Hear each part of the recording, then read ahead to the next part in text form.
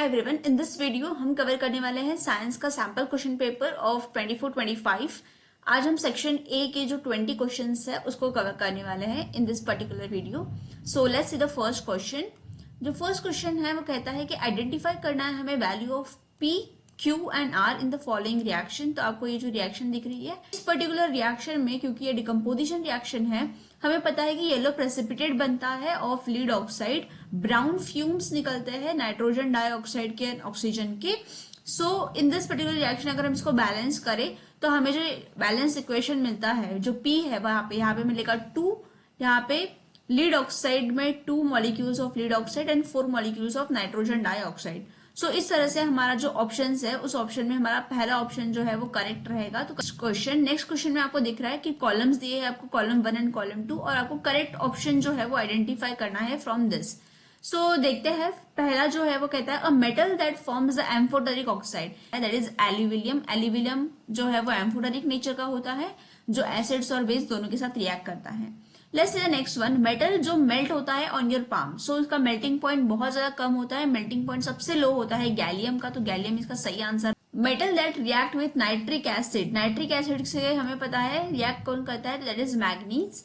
And metal which can not displace hydrogen from acid, तो reactivity series हमें पता है, तो गोल्ड जो है वो रिएक्ट नहीं करेगा। एल्यूमिनियम और मैग्नीज जो है वो हाइड्रोजन के से ज्यादा रिएक्टिव है, तो वो डिस्प्लेस कर सकते हैं। गोल्ड जो है वो डिस्प्लेस नहीं कर सकता है हाइड्रोजन को।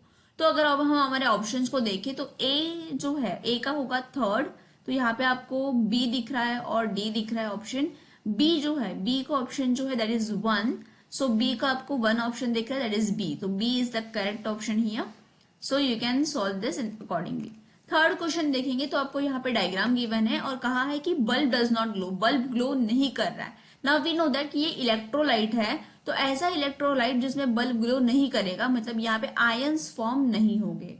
तो आयंस जो है वो फॉर्म नहीं होते in the case of covalent compound. अगर यहाँ पे आयोनिक कंपाउंड है तो उसमें आयंस फॉर्म होंगे, लेकिन अगर कोवेलेंट कंपाउंड है तो उसमें आयंस फॉर्म नहीं होंगे। तो कोई भी यहाँ पे कोवेलेंट कंपाउंड जो है वो सही आंसर रहेगा, क्योंकि बल्ब आपका ग्लो नहीं कर रहा है, मतलब आयंस यहाँ पे फॉर्म नहीं हो रहा है। तो अगर हम देखें तो नाइट्रिक एसिड जो है ये आयोनिक कंपाउंड है, इथेनॉल दिख रहा है आपको, then H2SO4 sulphuric acid, CO2 in water. Now CO2 in water का मतलब है कि यहाँ पे जब हम CO2 को वाटर में डालते हैं, when we put CO2 in water we get carbonic acid, तो वो भी एक एसिड है। तो from this we can eliminate all the other things and we get ethanol, जो कि हमें पता है ethanol from carbon compound lesson, that ethanol is a covalent compound, और so that is the correct answer here. Ethanol जो है इसका सही आंसर रहेगा। देन अगर आप विजुअली इंपैर्ड स्टूडेंट्स के लिए जो क्वेश्चन दिया है उसको देखोगे तो स्ट्रॉन्गेस्ट इलेक्ट्रोलाइट पूछा है, स्ट्रॉन्गेस्ट इलेक्ट्रोलाइट जो है रहेगा वो यहाँ पे that will be the dilute acid, will be the strongest electrolyte. Then if you go for the next question, तो एक्वस सॉल्यूशन ए दिया है जो फिनोप्थलीन सॉल्यूशन में पिंक कलर शो कर रहा है। Now we know that phenolphthalein जो है दैट इज एन इंडिकेटर, और ये बेसिक सॉल्यूशन में पिंक कलर शो करता है। तो यहाँ पे डेफिनेटली जो ए है, A is basic in nature, तो ए का जो नेचर रहेगा दैट विल बी बेसिक। फिर आगे बोला है कि on addition of aqueous solution B to A, अगर हम बी को ए में ऐड करते हैं तो पिंक कलर डिसअपियर होता है।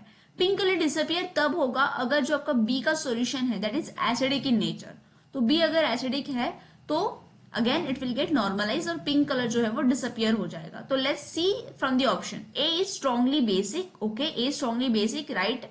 B is weak based, no, B जो है वो वीक बेस्ड नहीं हो सकता है। बी जो है इसका नेचर जो है एसिडिक रहेगा, तभी जाके जो पिंक कलर है वो डिसअपियर हो जाएगा, right. So strongly first option is wrong. B अगर हम देखें तो एसिडिक बोला है, नहीं, A is not acidic in nature.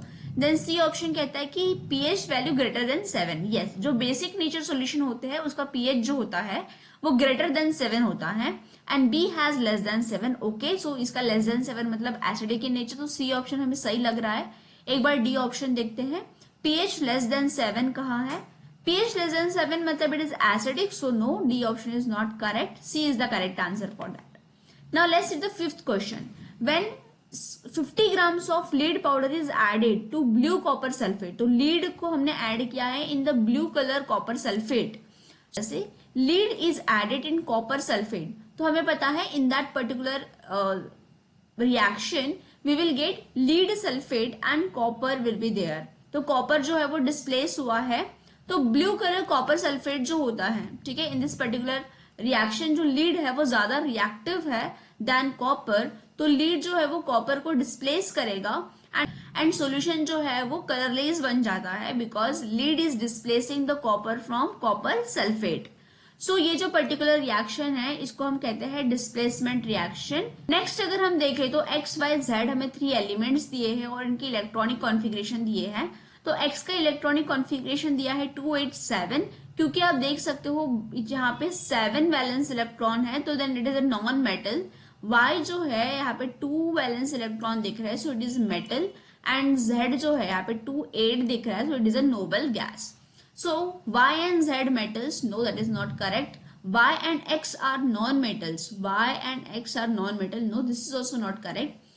X is non-metal. Okay, X is non-metal and Y is metal. Yes, C option is the correct one here.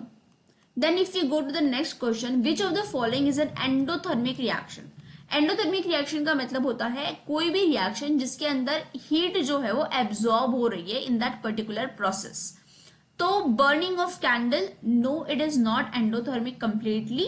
Cooking of food, yes, cooking of food में जो food है that is cook करने के लिए heat जो है वो food absorb कर रहा है, तो कुकिंग ऑफ फूड जो है वो एंडोथर्मिक रिएक्शन का एग्जाम्पल होगा। Then let's see the next question. 8th question, you can see this is a biology question. In this particular question the answer will be carbon dioxide in human cells. You can read the question. 9th question जो है, during which of the following stages of circulation of blood in normal human being the oxygenated blood is pumped to all parts of the body?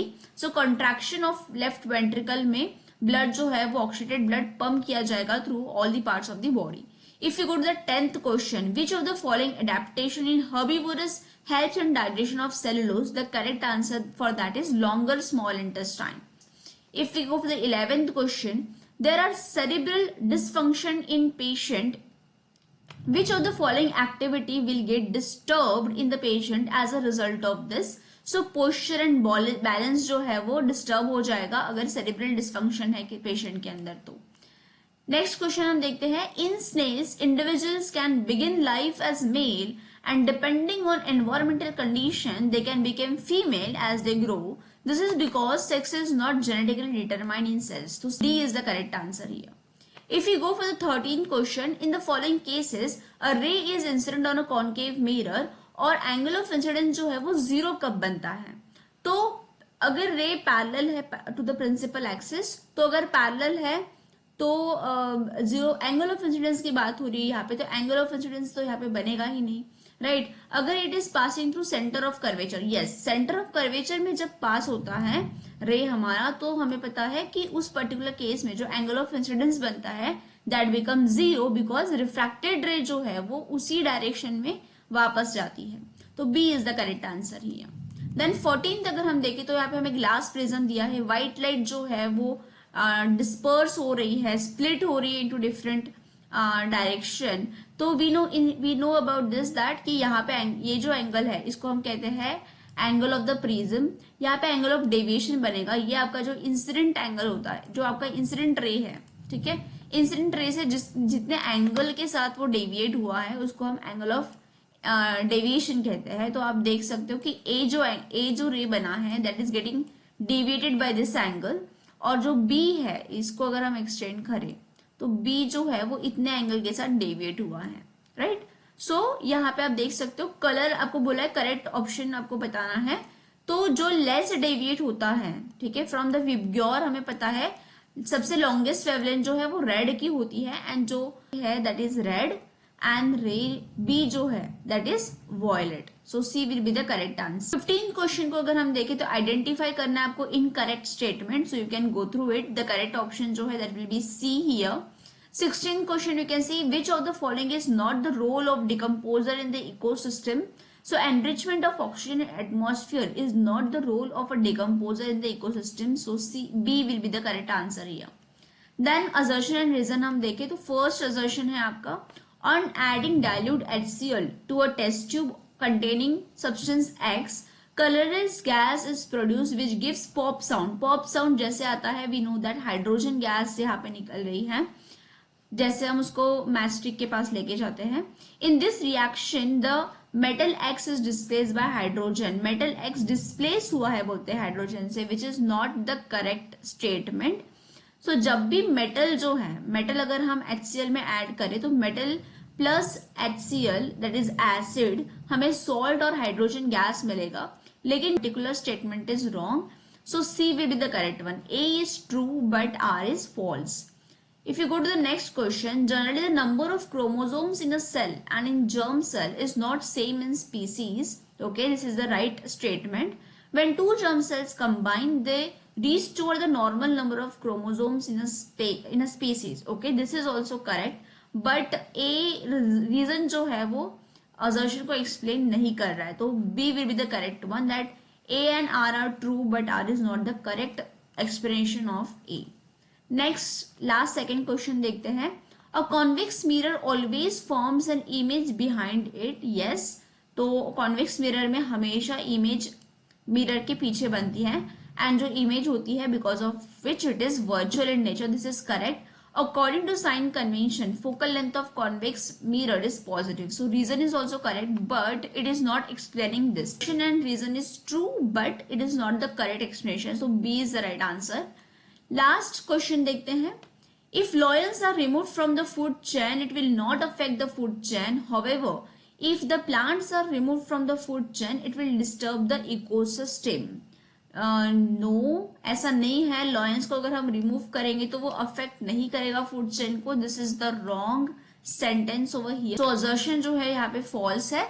Plants are producers who can make food using sunlight while lions are consumer. Yes, reason is true. Plants को हम producer कहते हैं, photosynthesis की process से वो food बना सकते हैं from sunlight, and lions are the consumer, है वो सही है। D is the correct answer of here. I hope all this 20 questions are clear to you with the explanations we have discuss. Next video में हम section B के questions जो है उनको कवर करेंगे। Thank you.